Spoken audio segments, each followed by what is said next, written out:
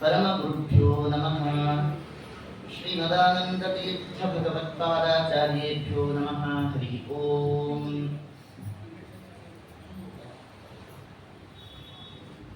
आपादमौलिपर्यन्तं गुरूणामाकृतिं स्मरेत् तेन विघ्नाः प्रणश्यन्ति सिद्ध्यन्ति च मनोरथाः। मूकोऽपि यत्प्रसादेन मुकुन्दशयनायते राजराजायते रिक्तो राघवेन्द्रं तमाश्रये। वीरहं शुकवत् सम्यक् शिक्षितोऽस्मि कृपालुभिः श्रीमद्विश्वेशतीर्थार्यान् वन्दे विद्यागुरून् मम। स्वस्त्यस्तु सताम् अशेष सन्मङ्गलानि भवन्तु। ಬಹಳ ದಿನಗಳ ಅನಂತರದಲ್ಲಿ ಬಸವೇಶ್ವರ ನಗರ ಮಾತೃ ಸಂಘದ ಎಲ್ಲ ಸದ್ಭಕ್ತರನ್ನ ಭೇಟಿಯಾಗುವ ಅವಕಾಶವನ್ನು ಹರಿವಾಯು ಗುರುಗಳು ಸಂಕಲ್ಪಿಸಿಕೊಟ್ಟಿದ್ದಾರೆ. ನಿಮ್ಮೆಲ್ಲರನ್ನು ಅಭಿನಂದಿಸ್ತಾ ಇವತ್ತೊಂದು ವಿಶಿಷ್ಟವಾಗಿರತಕ್ಕಂತಹ ವಿಷಯ. ಅನೇಕ ಬಾರಿ ಶ್ರವಣ ಮಾಡಿರ್ತೀರಿ ಮಹಾಭಾರತದಲ್ಲಿ, ಆದರೆ ಪ್ರತ್ಯೇಕವಾಗಿ ಒಬ್ಬ ವ್ಯಕ್ತಿಯ ವ್ಯಕ್ತಿತ್ವವನ್ನು ಚಿತ್ರಿಸುವ ವಿಷಯ ಇನ್ನು 3 ದಿವಸಗಳ ಕಾಲ ನಾವು ಶ್ರವಣ ಮಾಡುತ್ತಾ ಇದ್ದೇವೆ. ಮಹಾಭಾರತದಲ್ಲಿ ಅನೇಕ ಪಾತ್ರ ಸನ್ನಿವೇಶಗಳು ಬಹಳ ಹೃದಯಂಗಮವಾಗಿರ್ತಕ್ಕಂಥ, ಅತ್ಯಂತ ಹೃದಯಂಗಮವಾಗಿರ್ತಕ್ಕಂಥ ಪಾತ್ರ ಸನ್ನಿವೇಶಗಳು ಹಲವಾರು. ಅದರಲ್ಲಿ ಅತ್ಯಂತ ರೋಚಕವಾಗಿರ್ತಕ್ಕಂಥ ಪಾತ್ರ ಅಂದರೆ ವಿದುರರ ಪಾತ್ರ. ಆದ್ದರಿಂದ ಮಹಾಭಾರತದಲ್ಲಿ ವಿದುರರ ಪಾತ್ರದ ವಿಶ್ಲೇಷಣೆಯನ್ನ, ಚಿಂತನೆಯನ್ನ ನಾವು ನಡೆಸ್ತಾ ಇದ್ದೇವೆ. ಬಹಳ ಪ್ರತಿಭಾವಂತರು, ಸತ್ಯವನ್ನ ಮಾತನಾಡುವಂತಹ ಧೈರ್ಯ ಮತ್ತು ಸ್ಥೈರ್ಯ ಇದ್ದಂಥವರು ವಿದುರರು ಅಂತ. ಬಹಳ ಪ್ರತಿಭೆ. ಹುಟ್ಟಿರೋದು ದಾಸಿ ಪುತ್ರನಾಗಿ, ನೀಚ ಯೋನಿಯಲ್ಲಿ ಹುಟ್ಟಿದ್ರೂ ಕೂಡ ಪ್ರತಿಭೆಗೆ, ಜ್ಞಾನಕ್ಕೆ ಕೊರತೆ ಇರಲಿಲ್ಲ. ಇದನ್ನು ನಾವು ಅರ್ಥ ಮಾಡ್ಕೊಳ್ಬೇಕು. ಯಾವಾಗಲೂ ಜ್ಞಾನಕ್ಕೂ ಹುಟ್ಟಿಗೂ ಸಂಬಂಧ ಇಲ್ಲ. ಜನ್ಮನಾ ಜಾಯತೆ ಜಂತು ಸಂಸ್ಕಾರಾತ್ ದ್ವಿಜಮುಚ್ಯತೆ ಅಂತ ಕೃಷ್ಣ ಹೇಳ್ತಾನೆ. ವಿದುರರು ಸಾಕ್ಷಾತ್ ಯಮಧರ್ಮರ ಅವತಾರ. ವಿದುರ ನೀತಿ ಲೋಕದಲ್ಲಿ ಅತ್ಯಂತ ಪ್ರಸಿದ್ಧವಾಗಿರತಕ್ಕಂತಹ ಮಾತುಗಳಿಂದ ಕೂಡಿರ್ತಕ್ಕಂತಹ ಆ ಸಂವಾದ, ಧೃತರಾಷ್ಟ್ರ ಮಹಾರಾಜರಿಗೂ ವಿದುರನಿಗೂ ನಡೀತಕ್ಕಂಥ ಸಂವಾದ ಲೋಕ ಪ್ರಸಿದ್ಧವಾಗಿರತಕ್ಕಂಥದ್ದು. ಹಾಗೆ ಕನಕದಾಸರ ಕೀರ್ತನೆಗಳು ಕೂಡ ಜಗತ್ ಪ್ರಸಿದ್ಧ. ವಿದುರರು ಯಮಧರ್ಮನ ಅವತಾರವೇ, ಕನಕದಾಸರು ಯಮಧರ್ಮನ ಅವತಾರ. ಇಬ್ಬರು ಹುಟ್ಟಿದ್ದು ಅಂತ್ಯಜರಾಗಿ. ವಿದುರರು ದಾಸಿಪುತ್ರನಾಗಿ, ಕನಕರು ಅಂತ್ಯಜ ಯೋನಿಯಲ್ಲಿ. ಆದರೆ ಜ್ಞಾನಕ್ಕೆ ಇಬ್ಬರಿಗೂ ಕೊರತೆ ಇರಲಿಲ್ಲ. ನಾವು ಹುಟ್ಟಿರೋದು ಉತ್ತಮ ಯೋನಿಯಲ್ಲಿ. ನಮಗೂ ಕನಕದಾಸರಿಗೂ ವಿದುರರಿಗೂ ಏನು ವ್ಯತ್ಯಾಸ ಅನ್ನೋದು? ಅವರು ಹುಟ್ಟಿರೋದು ನೀಚ ಯೋನಿಯಲ್ಲಿ. ಜ್ಞಾನ ಸಂಸ್ಕಾರಗಳು ಅತಿ ಉತ್ಕೃಷ್ಟವಾಗಿರ್ತಕ್ಕಂಥದ್ದು. ನಾವು ಹುಟ್ಟಿರೋದು ಉತ್ಕೃಷ್ಟ ಯೋನಿಯಲ್ಲಿ. ಜ್ಞಾನ ಸಂಸ್ಕಾರಗಳು ಹರೇ ನಮಃ, ಫಿಲ್ ಅಪ್ ದ ಬ್ಲಾಂಕ್ಸ್, ಎಲ್ಲ ಬಿಡಿಸಿ ಹೇಳಕ್ಕಾಗಲ್ಲ, ಅರ್ಥ ಮಾಡ್ಕೊಂಡ್ಬಿಡ್ಬೇಕು. ಆದ್ರಿಂದ ಇಷ್ಟೇ ನಮಗೂ ವಿದುರರಿಗೂ ಇರತಕ್ಕಂತಹ ವ್ಯತ್ಯಾಸ ಅಂತ. ಅನೇಕ ನಿದರ್ಶನಗಳನ್ನು ನೋಡ್ತಾ ಹೋದ್ರೆ ವಿದುರರ ಸಾಮರ್ಥ್ಯ ಮತ್ತು ನಿರ್ಭೀತವಾದಂತಹ ಅವರ ವ್ಯಕ್ತಿತ್ವ ನಮಗೆ ಗೋಚರವಾಗುತ್ತೆ. ಯಾವಾಗಲೂ ಸಲಹೆಗಾರರು ನೈತಿಕವಾಗಿರಬೇಕು. ಕೇವಲ ನೈತಿಕವಾಗಿದ್ದರೆ ಪ್ರಯೋಜನ ಇಲ್ಲ, ಬುದ್ಧಿವಂತರು ಆಗಿರಬೇಕು. ಈ ಎರಡರ ಸಮ್ಮಿಶ್ರಣ ವಿದುರರ ವ್ಯಕ್ತಿತ್ವ. ಮತ್ತೊಮ್ಮೆ ಹೇಳ್ತೀನಿ, ಕೆಲವೊಂದು ಕಡೆ ಆಪ್ತ ಸಲಹೆಗಾರರು ಅಂತಿರ್ತಾರೆ. ನೀವೆಲ್ಲ ಗೌರ್ಮೆಂಟ್ ಲೆವೆಲ್ ಅಲ್ಲಿ ನೋಡಿದ್ರೆ PS PA ಅಂತಿರ್ತಾರೆ. ಪರ್ಸನಲ್ ಸೆಕ್ರೆಟರಿಗಳು, ಪರ್ಸನಲ್ ಅಸಿಸ್ಟೆಂಟ್ಸ್ ಅಂತ ಇರ್ತಾರೆ. ಅವ್ರು ಏನೇ ಬಂದರೂ ಕೂಡ ಅದನ್ನು ಸಲಹೆ ಕೊಡ್ತಕ್ಕಂಥದ್ದು. ಎಂತಹ ಸಂದರ್ಭ ಬಂದಾಗಲೂ ಕೂಡ ಮಂತ್ರಿವರಿಯರಿಗೆ ಮತ್ತೆ ಆಡಳಿತದಲ್ಲಿ ಏನಾದರೂ ಗೊಂದಲಗಳಾದಾಗ ಅದನ್ನು ಸರಿಪಡಿಸ್ತಕ್ಕಂಥ ಬುದ್ಧಿವಂತಿಕೆ ಅವರಲ್ಲಿ ಇರುತ್ತೆ. ಅವರು ಬುದ್ಧಿವಂತರಾಗಿರಬೇಕು. ಕೇವಲ ಬುದ್ಧಿವಂತರಾದ್ರೆ ಪ್ರಯೋಜನ ಇಲ್ಲ, ಅವರು ನೈತಿಕತೆಯನ್ನು ಹೊಂದಿರಬೇಕು. ಬಹಳ ಮುಖ್ಯ ಇದು. ಎಷ್ಟೋ ಬಾರಿ ಬುದ್ಧಿವಂತರು ಇರ್ತಾರೆ, ಯಾಕೆ ಇರ್ಲಿಲ್ವಾ? ಹಿಂದೆ ಹೆಸರು ಹೇಳಕ್ಕಲ್ಲ, ರೆಕಾರ್ಡ್ ಬೇರೆ ಮಾಡ್ತಾರೆ, ನಮ್ಮ ಪ್ರಾಣ ಹೋಗುತ್ತೀನಿ. ಆದ್ರಿಂದ ಹಿಂದೆನೂ ಕೂಡ ಅನೇಕರು ವಿತ್ತ ಮಂತ್ರಿಗಳು, ಅವರೆಲ್ಲ ಮಹಾಮೇಧಾವಿಗಳು, ನೈತಿಕತೆ ಇರಲಿಲ್ಲ. ಯಾರು ಕೇಳಬೇಡಿ, ಅರ್ಥ ಮಾಡ್ಕೊಂಡ್ಬಿಡಿ ಅಷ್ಟೇ. ಆದ್ರಿಂದ ಒಳ್ಳೆ ಬುದ್ಧಿವಂತರವರು, ವಿತ್ತ ಮಂತ್ರಿಗಳು, ಆಪ್ತ ಸಹಾಯಕರು ಬೇಕಾದಾಗಿದ್ದವರು, ಆದರೆ ನೈತಿಕತೆ ಇಲ್ಲ. ಅದರಿಂದ ನೈತಿಕತೆ ಮತ್ತು ಬುದ್ಧಿವಂತಿಕೆ ಎರಡೂ ಇದ್ದವರು ಉತ್ತಮ ಸಲಹೆಗಾರಾಗ್ತಾರೆ. ಮೋಸ್ಟ್ ಇಂಪಾರ್ಟೆಂಟ್ ಇದೆ. ಅದರಲ್ಲಿ ವಿದುರರು ನೈತಿಕತೆಯನ್ನು ಹೊಂದಿದ್ರು ಮತ್ತು ಅತ್ಯಂತ ಮೇಧಾವಿಗಳು ಆಗಿದ್ರು ಅನ್ನೋದನ್ನು ತಿಳ್ಕೋಬೇಕು. ನಿಮ್ಗೊಂದು ಆಶ್ಚರ್ಯದ ಸಂತೋಷದ ಸಂಗತಿ ಹೇಳ, ನಮ್ಮ ಭಾಗ್ಯ, ನಮ್ಮ ದೇಶಕ್ಕೆ ಈಗ ಕೇವಲ ನೈತಿಕತೆ ಇರತಕ್ಕಂಥ ಬುದ್ಧಿವಂತ ಪ್ರಧಾನಮಂತ್ರಿಗಳು ಮಾತ್ರ ಇರೋದಲ್ಲ, ಅವರ ಜೊತೆಗೆ ನೈತಿಕತೆ ಇರತಕ್ಕಂಥ ಬುದ್ಧಿವಂತರಾದ ಸಲಹೆಗಾರರು ಇದ್ದಾರೆ ಅನ್ನೋದನ್ನು ತಿಳ್ಕೋಬೇಕು ನಾವು. ಬಹಳ ಮುಖ್ಯ ಇದು.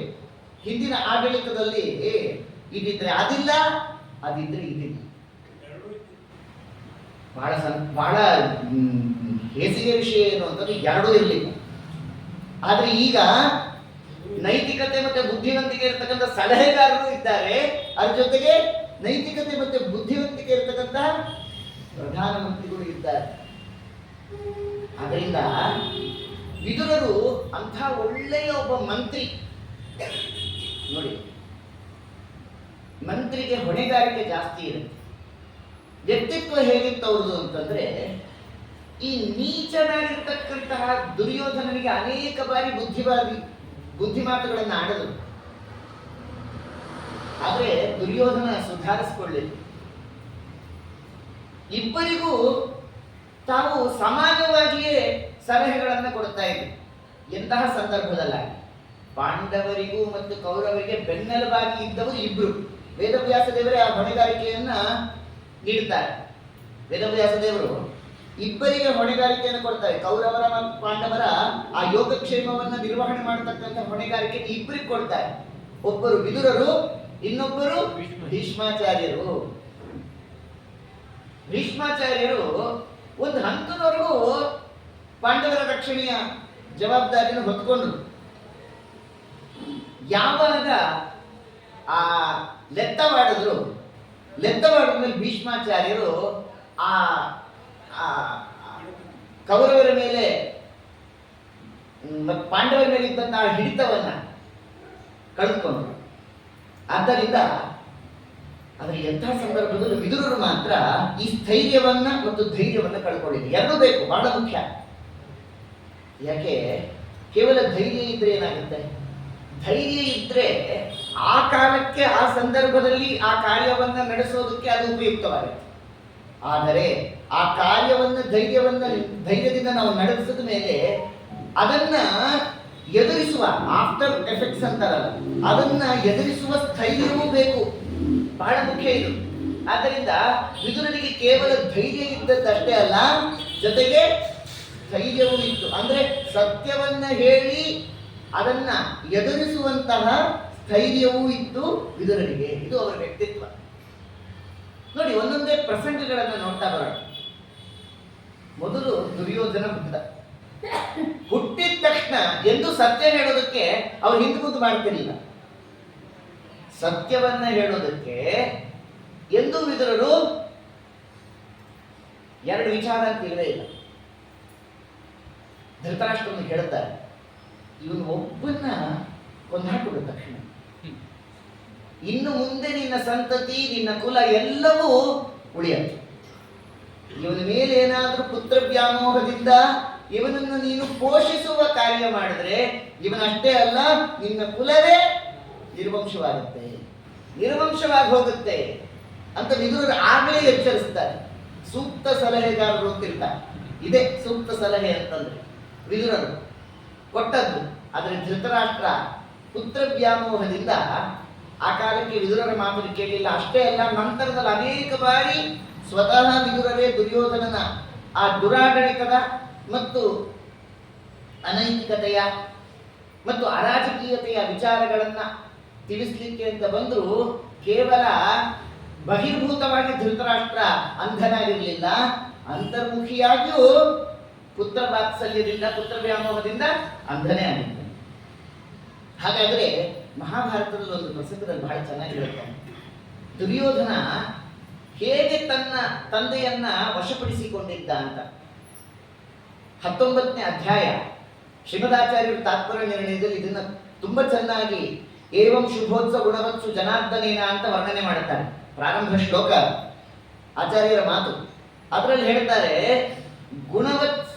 ಗುಣವತ್ತಾದವರು ಪಾಂಡವರು, ಆಯ್ತಾ, ಆಮೇಲೆ ಗುಣಪೂರ್ಣನಾದವನು ಭಗವಂತ. ಇಂತಹ ಗುಣಪೂರ್ಣನಾದ ಪರಮಾತ್ಮನ ವಿಚಾರ, ಅಂತಹ ಪರಮಾತ್ಮನ ಅನುಗ್ರಹದಿಂದ ಗುಣವಿಶಿಷ್ಟರಾದಂತಹ ಪಾಂಡವರಲ್ಲಿ ಬಹಳ ವಿದ್ವೇಷಿಯಾಗಿದ್ದ ದುರ್ಯೋಧನ.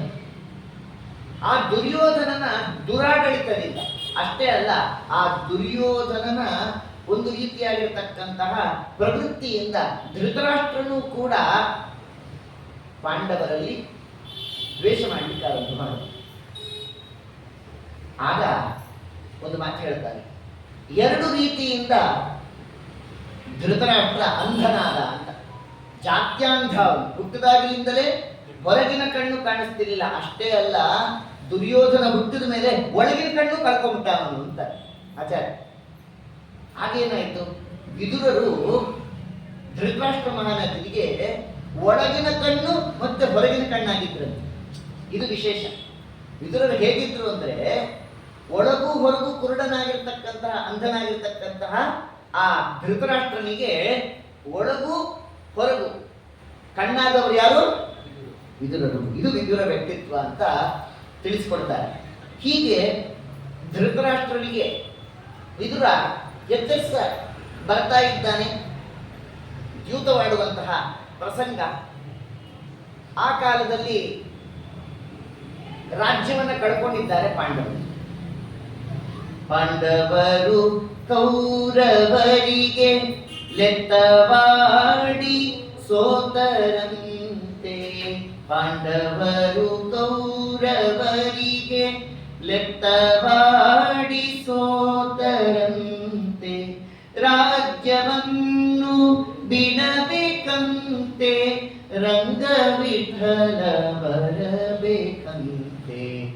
ಆಡಪೋಗೋಣ ಬಾರರು ರಂಗ, ಕುಡಿಯಮುನ ತೀರದಲ್ಲಿ. ಆಡಪೋಗೋಣ ಬಾರರು ರಂಗ, ಕುಡಿಯಮುನ ತೀರದಲ್ಲಿ.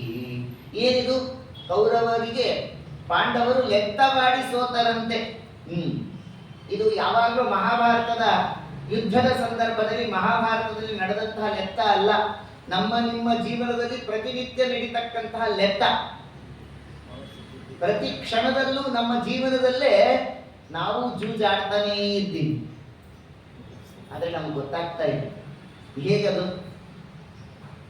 ಧರ್ಮದ ಪ್ರತೀಕದಂತೆ ಇರತಕ್ಕಂಥವರು ಪಾಂಡವರು, ತತ್ವಾಭಿಮಾನಿ ದೇವತೆಗಳು. ತತ್ವಾಭಿಮಾನಿ ದೈತ್ಯರ ಸ್ಥಾನೀಯರಾಗಿರ್ತಕ್ಕಂಥವರು ಕೌರವರು. ಅವರು ಅಧರ್ಮಕ್ಕೆ ಪ್ರತೀಕರಾಗಿದ್ದಾರೆ. ಹೀಗೆ ನಮ್ಮ ಜೀವನದಲ್ಲಿ ಧರ್ಮಕ್ಕೂ ಅಧರ್ಮಕ್ಕೂ ನಡೀತಕ್ಕಂತಹ ಸಂಘರ್ಷದ ಲೆತ್ತದ ಆ ಪ್ರತಿನಿತ್ಯದ ಒಳನೋಟ ನಾವು ಮರಿತಾ ಇದ್ದೇವೆ. ನಿತ್ಯದಲ್ಲೂ ಧರ್ಮಕ್ಕೂ ಅಧರ್ಮಕ್ಕೂ ಸಂಘರ್ಷ. ತತ್ವಾಭಿಮಾನಿ ದೇವತೆಗಳಿಗೂ ದೈತ್ಯರಿಗೂ ಸಂಘರ್ಷ. ಆ ಮಹಾಭಾರತದ ಯುದ್ಧದಲ್ಲಿ ಹೇಗೆ ಪಾಂಡವರು ಮೋಸದ ಆಟದಿಂದ ಆ ಲೆಕ್ಕದಲ್ಲಿ ಸೋತರೋ, ಹಾಗೆ ಯಾವಾಗಲೂ ವಂಚಿಸತಕ್ಕಂತಹ ಈ ತತ್ವಾಭಿಮಾನಿ ದೈತ್ಯರು ನಮ್ಮಿಂದ ಆ ಧರ್ಮದ ಸಂಚಯವನ್ನ ಕಸಿದುಕೊಂಡು ಅಧರ್ಮ ಮಾರ್ಗದಲ್ಲೇ ಪ್ರವೃತ್ತಿ ಮಾಡೋದೇ ರಾಜ್ಯವನ್ನು ಕಳ್ಕೊಳ್ಳೋದು ಅನ್ನೋದು. ರಾಜ್ಯವನ್ನು ಕಳ್ಕೊಳ್ಳೋದು ಅಂತ ಏನರ್ಥ? ಈ ದೇಹವೆಂಬಂತ ರಾಜ್ಯವನ್ನ ಬಿಟ್ಟು ಹೋಗುವಂತಹ ಈ ಜೀವನಿಗೆ ಈ ದೇಹವೇ ರಾಜ. ನಾವೆಲ್ಲರೂ ಧೃತರಾಷ್ಟ್ರರೇ. ಯಾಕೆ? ಈ ದೇಹವೆಂಬಂತ ರಾಷ್ಟ್ರವನ್ನ ಧಾರಣೆ ಮಾಡಿದ್ದೇವೆ. ನಾವು ಕೂಡ ಹುಟ್ಟದಾಗಿನಿಂದಲೂ ಕುರುಡರೇ ಆಗಿದ್ದೇವೆ. ಯಾಕೆ? ಪರಮಾತ್ಮನ ವಿಚಾರದಲ್ಲಿ ಇನ್ನೂ ನಮಗೆ ದೃಷ್ಟಿ ಬಂದಿಲ್ಲ. ಅಂತಂದ್ರೆ ಜಾತ್ಯಾಂಧರೇ ನಾವು. ಒಂದು ವೇಳೆ ಅಂತರಂಗದಲ್ಲಾದ್ರೂ ಪರಮಾತ್ಮನ ಕಾಣುವ ಪ್ರಯತ್ನ ಮಾಡೋಣ ಅಂತಂದ್ರೆ ಅದಕ್ಕೂ ದುರ್ಯೋಧನಾದಿಗಳು ಅವಕಾಶ ಕೊಡ್ತಾ ಇದೆ. ಆದ್ದರಿಂದ ನಾವು ಕೂಡ ಧೃತರಾಷ್ಟ್ರರ ಸ್ಥಾನೀಯರೇ ಆಗಿದ್ದೇವೆ. ಆದರೆ ಆ ಧೃತರಾಷ್ಟ್ರನಿಗೆ ವಿದುರ ಸಲಹೆಗಾರನಾಗಿ ಬಂದಿದ್ದ. ಆ ಧೃತರಾಷ್ಟ್ರನಿಗೆ ವಿದುರ ಸಲಹೆಗಾರನಾಗಿದ್ದ. ನಮ್ಗೆ ಯಾರಿದ್ದಾರೆ ವಿದುರರು? ವಿದುರ ಶಬ್ದದ ಅರ್ಥವನ್ನ ನಾವು ತಿಳ್ಕೊಂಡ್ರೆ ನಮ್ಮಲ್ಲೂ ವಿದುರರಿದ್ದಾರೆ ಅನ್ನೋದು ಗೊತ್ತಾಗುತ್ತೆ. ಧೃತರಾಷ್ಟ್ರನಿಗೆ ವಿದುರ ಸಲಹೆಗಾರನಾಗಿದ್ದ. ತನ್ನ ಸ್ವಂತ ತಮ್ಮ ಅಲ್ವಾ? ಏನದು? ಅದೇ ರೀತಿಯಲ್ಲಿ ನಮ್ಮಲ್ಲೂ ವಿದುರ ಇದ್ದಾನೆ. ವಿದುರ ಶಬ್ದದ ಅರ್ಥ ಏನು? ದುರ ಅನ್ನೋದಕ್ಕೆ ಬಿಟ್ಟವನು ಅಂತ ಅರ್ಥ. ವಿಗತ ದುರ. ದುರ ಅಂತಂದ್ರೆ ಹೆಂಡತಿ, ಹೆಂಡತಿ ಇಲ್ಲದವನು ಅಂತ ಒಂದರ್ಥ. ಸಾಮಾನ್ಯವಾಗಿ ಸಂಸ್ಕೃತದಲ್ಲಿ ಅರ್ಥ ವಿದುರ ಅಂತಂದ್ರೆ. ಅಷ್ಟಲ್ಲ ನೋಡಿ, ವಿದು ಅಂದ್ರೆ ಜ್ಞಾನ, ಆಯ್ತಾ? ವಿದ ಜ್ಞಾನೇ ಅಂತ ಧಾತು, ಆಯ್ತಾ? ವಿದುರ ಅಂತಂದ್ರೆ ಜ್ಞಾನದಿಂದ ಪೂರ್ಣನಾದವನು. ಅಂದ್ರೆ ಪೂರ್ಣನಾದವನು ಅಂದ್ರೆ ಜ್ಞಾನವನ್ನೇ ತನ್ನ ಆ ಸಂಪತ್ತಾಗಿ ಉಳ್ಳವನು ಯಾರೋ ಅವನು ಅಂತ ಅರ್ಥ. ವಿದು ಅಂದ್ರೆ ವಿದ ಅಂದ್ರೆ ಜ್ಞಾನಿ. ಅದರಿಂದಾಗಿ ಇದ ಜ್ಞಾನಿ, ಆ ಜ್ಞಾನದಿಂದ ಪೂರ್ಣನಾದವನು ಯಾರೋ ಅವನು ವಿದುರ ಅಂತ ಅರ್ಥ. ಯಾವಾಗ ನಾವು ಜ್ಞಾನವೆಂಬಂತಹ ವಿದುರನನ್ನ ಪಡಿತೇವೆ, ಎಂತಹ ರೀತಿಯಲ್ಲಿ ದುರ್ಯೋಧನಾದಿಗಳು ನಮ್ಮನ್ನು ಅತಿಕ್ರಮಿಸಿದ್ರು ಪಾಂಡವರಿಗೆ ಜಯವಾದಂತೆ ನಮಗೂ ಜಯವಾಗುತ್ತೆ. ಹಾಗಾದ್ರೆ ಯಾರು ವಿದುರ ನಮ್ಮಲ್ಲಿ? ನಮ್ಮ ಮನಸ್ಸೇ ವಿದುರ.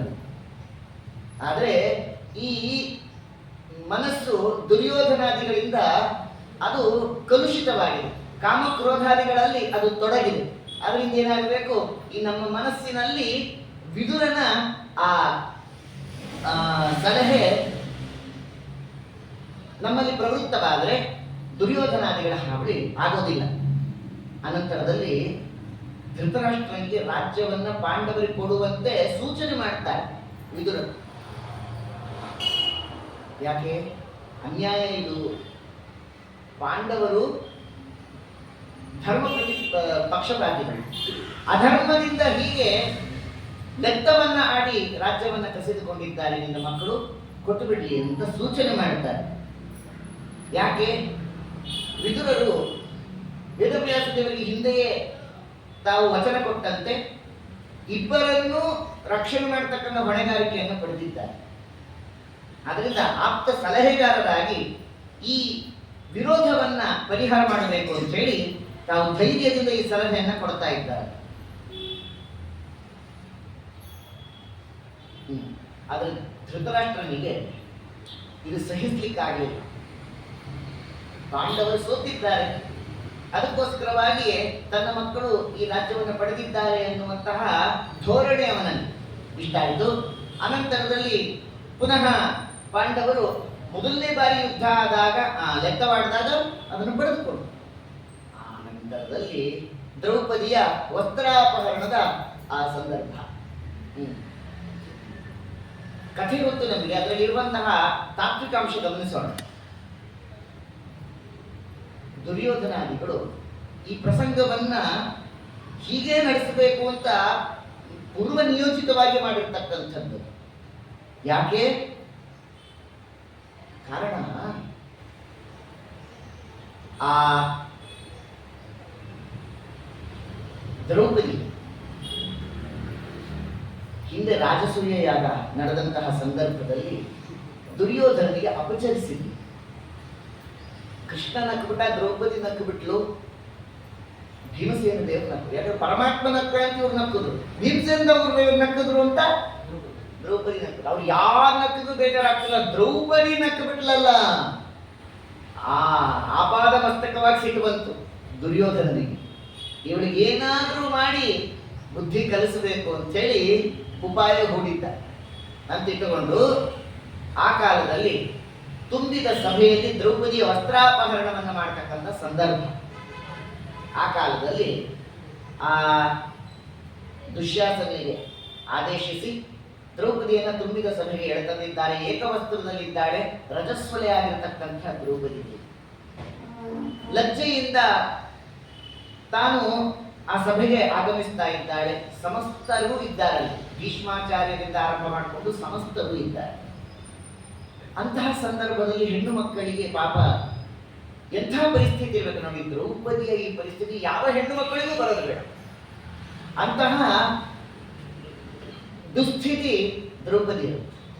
ಆ ಸಂದರ್ಭದಲ್ಲಿ ಸರ್ವಸಮರ್ಥರಾಗಿದ್ದಾರೆ ಪಾಂಡವರು, ಆದರೆ ಕೇವಲ ಸಾಕ್ಷಿಭೂತರಾಗುತ್ತಾ ಇದ್ದಾರೆ. ಅದರಂತೆ ಉಳಿದವರು ಭೀಷ್ಮಾಚಾರ್ಯರು, ದ್ರೋಣಾಚಾರ್ಯರು, ಕೃಪಾಚಾರ್ಯರು ಮಹಾಪರಾಕ್ರಮಿಗಳು, ಆದರೆ ಕೇವಲ ಸಾಕ್ಷಿಭೂತರಾಗುತ್ತಾ ಇದ್ದಾರೆ. ಯಾವುದನ್ನು ವಿರೋಧ ಮಾಡುವಂತಹ ಧೈರ್ಯಕ್ಕೆ ಸ್ಥೈರ್ಯಕ್ಕೆ ತೊಡಗುತ್ತಾರೆ. ಯಾಕವರಲ್ಲಿ ಧೈರ್ಯ ಇರಲಿಲ್ವಾ?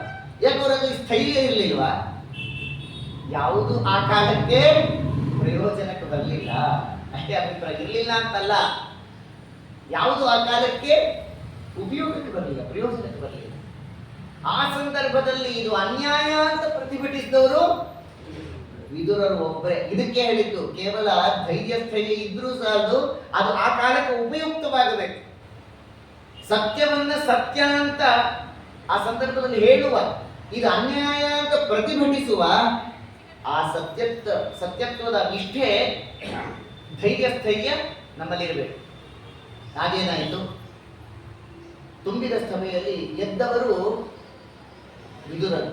ಇದು ಅನ್ಯಾಯ ಅಂತ ಹೇಳಿ ಇದಕ್ಕೆ ಪ್ರತಿಫಲವಾಗಿ ಏನಾಯ್ತು? ನೋಡಿ, ಎಂದು ದೇವರು ನಾವು ಮಾಡಿರುವಂಥ ಒಳ್ಳೆ ಕಾರ್ಯ ಆಗಲಿ ಕೆಟ್ಟ ಕಾರ್ಯ ಆಗಲಿ ಅದಕ್ಕೆ ಕ್ರೆಡಿಟ್ ಕೊಟ್ಟೇ ಕೊಡ್ತಾನೆ. ನಮ್ಮ ಅಕೌಂಟಲ್ಲಿ ಅದು ಏನು ಕೊಡಬೇಕೋ ಅದನ್ನು ಹಾಕ್ತಾನೆ, ಡೆಪಾಸಿಟ್ ಮಾಡೇ ಮಾಡ್ತಾನೆ ಅನ್ನೋದಕ್ಕೆ ಮುಂದಿನ ಉದ್ಯೋಗ ಪರ್ವದ ಸಂದರ್ಭದಲ್ಲಿ ಬಹಳ ರೋಚಕವಾದಂತಹ ಘಟ್ಟ. ದೇವರು ದೂತನಾಗಿ ಬಂದ. ದೂತ ಅಂದ್ರೆ ಸೇವಕ ಅಲ್ಲ, ರಾಯಭಾರಿ ಅಂತ ಅರ್ಥ. ಅಂಬಾಸಿಡರ್ ಆಗಿ ಬಂದ ದೇವರು. ಮೊದಲೇ ದೇವರಿಗೆ ಯುದ್ಧನೇ ಮಾಡ್ಕೊಂಡು ಬರಬೇಕು ಅನ್ನೋದು ನಿಶ್ಚಯವಾದದ್ದು. ಆದರೂ ಕೌರವರಿಗೆ ಒಂದು ಅವಕಾಶ ಕೊಟ್ಟಿಲ್ಲ ಅಂತ ಅವ್ರ ಮೇಲೆ ಆಕ್ಷೇಪ ಬರಬಾರ್ದು. ಅಯ್ಯೋ, ನಮಗೂ ಒಂದು ಅವಕಾಶ ಕೊಟ್ಟಿದ್ರೆ ನಾವು ರಾಜಿ ಮಾಡ್ಕೊಳ್ತಾ ಇದ್ವಪ್ಪ. ಈ ಅಯೋಗ್ಯರು ಯಾವಾಗಲೂ ಅಷ್ಟೇ, ಸಾಮರ್ಥ್ಯ ಇರೋದಿಲ್ಲ, ಅಪರಾಧವನ್ನು ಅಪರಾಧ ಅಂತ ಒಪ್ಕೊಳ್ಳೋದಿಲ್ಲ, ಆದರೂ ಆನಂತರದ ಧೋರಣೆಯನ್ನು ಮಾಡಿ ಮಾತ್ರ ಬಿಡೋದಿಲ್ಲ.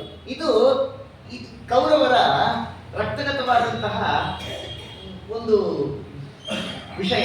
ಆದ್ದರಿಂದ ಆ ಕಾಲದಲ್ಲಿ ಏನಾಯಿತು, ಭಗವಂತ ರಾಜಿ ಮಾಡಬೇಕು ಅಂತಾನೆ ಬಂದು ಈ ಪಾಪಿ ದುರ್ಯೋಧನ ಹೇಗಾದ್ರೂ ಮಾಡಿ ಈ ಗೊಲ್ಲನ್ನು ನನ್ನ ಬಲೆಗೆ ಹಾಕೋಬೇಕು ಅಂತ ಪೂರ್ವ ನಿಯೋಜಿತವಾಗಿ ಎಲ್ಲಾ ವಿಧವಾಗಿ ಶಕ್ರಸಾನ್ನಗಳನ್ನ ಮಾಡಿಸಿಟ್ಟಿದ್ದ. ಆ ಗೊಲ್ಲ ಬರಲಿ, ಅವನನ್ನು ಹೇಗಾದ್ರೂ ಮಾಡಿ ನನ್ನ ವಶ ಮಾಡಿಕೊಂಡು ಅವನ ಹತ್ರ ಇರೋ 10 ಕೋಟಿ ನಾರಾಯಣಿ ಸೈನ್ಯ, ಯಾದವ ಸೈನ್ಯವನ್ನ ನನ್ನ ವಶ ಮಾಡಿಕೊಳ್ಬೇಕು ಅಂತ ಹೇಳಿ ತಾನು ಕೃಷ್ಣನ್ನ ಆಮಂತ್ರಿಸಿದ. ಬಾರೋ ಕೃಷ್ಣ, ನಮ್ಮನೆಗೆ ಎಲ್ಲಾ ವೆರೈಟಿ ಮಾಡಿಟ್ಟಿದ್ದೀನಿ, ಸೌತ್ ಇಂಡಿಯನ್, ನಾರ್ತ್ ಇಂಡಿಯನ್, ಯಾವ್ಯಾವ್ದು ಬೇಕು ಎಲ್ಲಾ ವೆರೈಟಿ ಮಾಡಿಟ್ಟಿದ್ದೀನಿ, ಬಾರೋ ನಮ್ಮನೆಗೆ ಊಟಕ್ಕೆ, ಆತಿಥ್ಯಕ್ಕೆ. ಕೃಷ್ಣ ಹೇಳ್ದ, ನಾವು ಯಾರಾದ್ರೂ ಕಳೆದಾಗ ಯಾರ ಮನೆಗಾದ್ರೂ ಹೋಗಬೇಕು ಅಂತಂದ್ರೆ ಅಲ್ಲಿ 2 ಕಾರಣ ಇರಬೇಕು.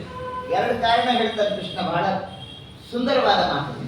ಯಾರ ಮನೆಗಾದ್ರೂ ನಾವು ಹೋಗಬೇಕು ಅಂದ್ರೆ 2 ಕಾರಣ ಇರಬೇಕು. ಮೊದಲನೇ ಕಾರಣ ಏನು ಅಂತಂದ್ರೆ ಅವರು ಪ್ರೀತಿ ಆಧಾರಗಳಿಂದ ನಮ್ಮನ್ನ ಆಮಂತ್ರಿಸಿರ್ಬೇಕು. ಪ್ರೀತಿ ಆಧಾರಗಳಿಂದ ಅವ್ರು ನಮ್ಮನ್ನು ಆಮಂತ್ರಿಸಿದ್ರೆ ಹೋಗಕ್ಕೊಂದು ಕಾರಣ. 2ನೇದು, ನಮಗೆ ಹೋಗುವ ಅನಿವಾರ್ಯತೆ ಇರಬೇಕು. ಎಲ್ಲೂ ಗತಿ ಇಲ್ಲ, ಇದು ಬಿಟ್ರೆ ಬೇರೆ ಆಪ್ಷನ್ ಇಲ್ಲ ಅನ್ನೋದಕ್ಕೆ ಅವ್ರ ಮನೆಗೆ ಹೋಗ್ಬೇಕು. ಕೃಷ್ಣ ಹೇಳ್ದ, ನಂಗೆ ಈ 2 ಕಾರಣಗಳು ಕಾಣಿಸ್ತಾ ಇಲ್ಲವಲ್ಲ ಅಂತ. ನೀನು ಪ್ರೀತಿ ಆಧಾರಗಳಿಂದ ನನ್ನನ್ನ ಆಮಂತ್ರಿಸಿಲ್ಲ, ಪ್ರೀತಿ ಆಧಾರಗಳಿಂದ ನನ್ನನ್ನು ಕೂಗ್ತಾ ಇಲ್ಲ. 2ನೇದ್ದು, ನನಗೆ ನಿಮ್ಮನೆ ಅನ್ನ ತಿನ್ನಬೇಕು ಅನ್ನುವಂತಹ ಅನಿವಾರ್ಯತೆಯೂ ಇಲ್ಲ, ನಾನು ನಿಮ್ಮನೆಗೆ ಯಾಕೋ ಬರಲಿ ಅಂದ.